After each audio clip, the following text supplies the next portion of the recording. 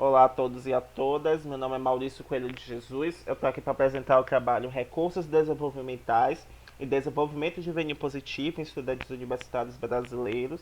A proposta desse trabalho é apresentar o modelo teórico e prático do desenvolvimento juvenil positivo e contextualizá-lo para a realidade universitária brasileira.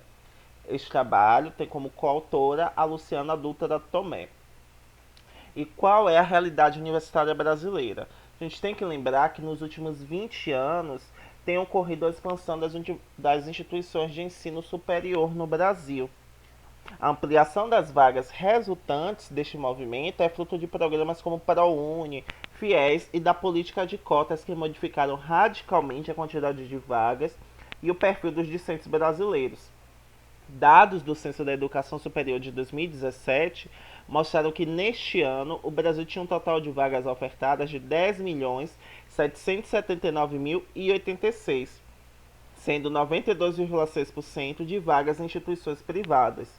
Em termos de modalidade de ensino, 6.075.252 eram vagas presenciais.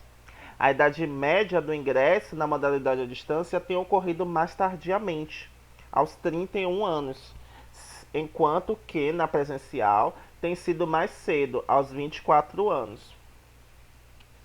E aí a ideia desse trabalho é a gente pensar a universidade como um período de transição complexo. Isso porque este momento vai se caracterizar como um período em que a mudança vai emergir significativamente para os jovens e vai fomentar transformações críticas em suas vidas.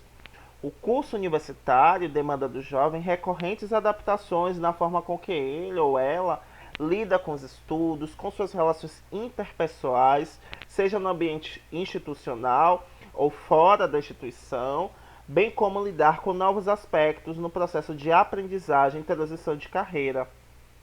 O jovem universitário deve obrigatoriamente manifestar recursos cognitivos e emocionais complexos para manejar os novos desafios fomentados por esse contexto. A adaptação ao ambiente universitário pode representar para o jovem uma fonte potencializadora de estratégias de resolução de problemas e desenvolvimento socioemocional, como pode também resultar em falhas no enfrentamento, induzir a comportamentos potencializadores de risco, como o uso de álcool e outras drogas, sexo desprotegido e o sofrimento psíquico.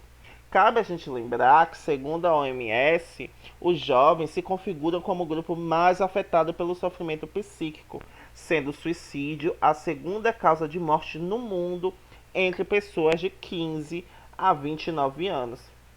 Desta forma, pensar a juventude no contexto universitário brasileiro é relevante diante do potencial crítico que a entrada na vida adulta e na vida acadêmica ensina no desenvolvimento humano, bem como dos elementos que afetam a saúde mental dos jovens universitários.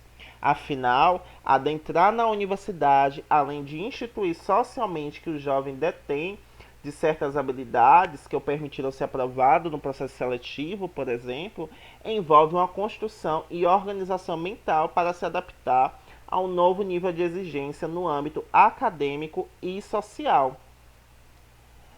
E aí a gente pode pensar o desenvolvimento juvenil positivo como um importante mobilizador de recursos desenvolvimentais que podem fortalecer a juventude universitária.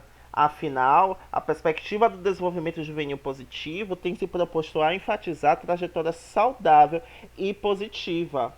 Este campo da psicologia do desenvolvimento humano parte do princípio de que cada indivíduo surge e desenvolve-se em um movimento interacional com os diferentes contextos, como no nosso caso, a universidade, a família do jovem, os amigos desse jovem.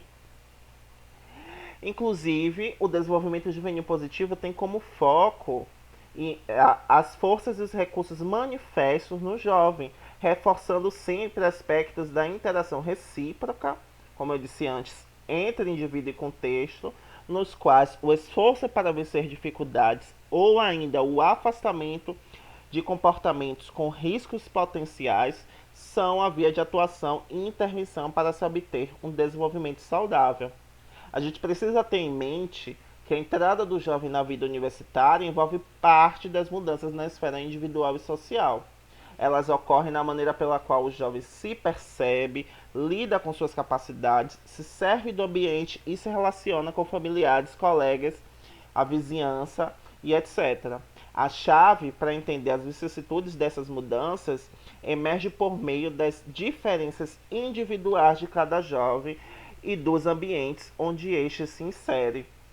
Afinal, nem todo jovem irá experienciar as transições desenvolvimentais da mesma forma, na mesma velocidade ou com resultados iguais. Assim, o desenvolvimento juvenil positivo postula em sua base teórica e prática um conjunto de oportunidades, experiências e suporte fundamentados em pesquisas relacionadas à promoção do sucesso escolar, redução do comportamento de risco e aumento dos resultados com valor social, incluindo comportamentos pró-sociais como liderança e resiliência.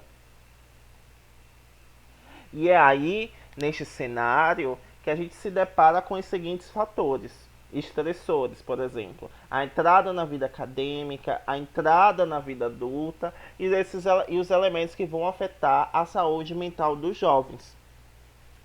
E aí a gente quer pensar nesse trabalho o impacto que os recursos desenvolvimentais propostos pelo desenvolvimento juvenil positivo vão ter sobre o jovem que é atravessado por esses três fatores.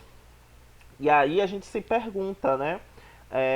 Frente a eventos estressores, como estudantes universitários têm se servido de diferentes formas de conexão presentes no contexto universitário. Essa conexão é capaz de potencializar e desencadear formas positivas na avaliação que ele realiza de suas competências.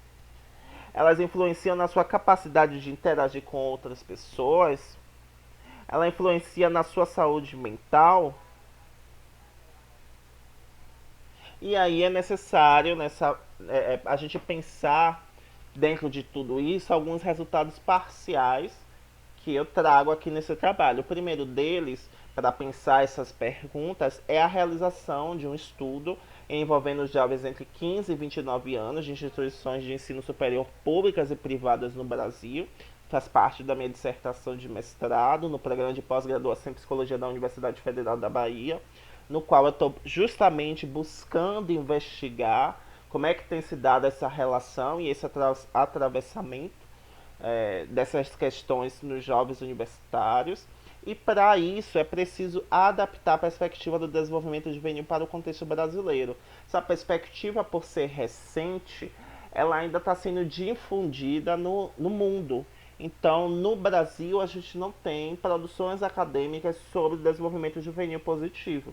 Então, a minha proposta é produzir um ensaio teórico apresentando a teoria e adaptar essa perspectiva para o contexto brasileiro, vez que o desenvolvimento juvenil positivo vai postular que tudo deve ser contextualizado à realidade, ou seja, o que é considerado comportamento de risco para um contexto não necessariamente é considerado para o outro, assim como noções do que seria saudável podem ser diferentes. Então é preciso sempre investigar o contexto a que esse jovem está inserido para poder pensar no que seria saudável e no que pode ser potencializado nos recursos desenvolvimentais. Certo? Então essa foi a minha apresentação. Espero que tenham gostado. Eu tentei trazer um pouco do desenvolvimento juvenil positivo, né, como um importante mobilizador dos recursos desenvolvimentais que podem impactar positivamente no estudante universitário, que vive uma realidade muito particular, muito adversa. Aqui tem as referências bibliográficas que eu utilizei nesse estudo. Gostaria de agradecer ao Seminário de Saúde Mental em Universidade, da UFF, que tem pensado esses horizontes pós-pandemia. Gostaria de agradecer também à UFBA, a toda a comunidade UFBA, Instituto de Psicologia, ao programa de pós-graduação, e agradecer também ao Laboratório de Estudos sobre Processos Psicossociais da Adolescência do TES Emergente e a do TES, o LAPROA, do qual eu e a Luciana Dutra Tomé fazemos parte.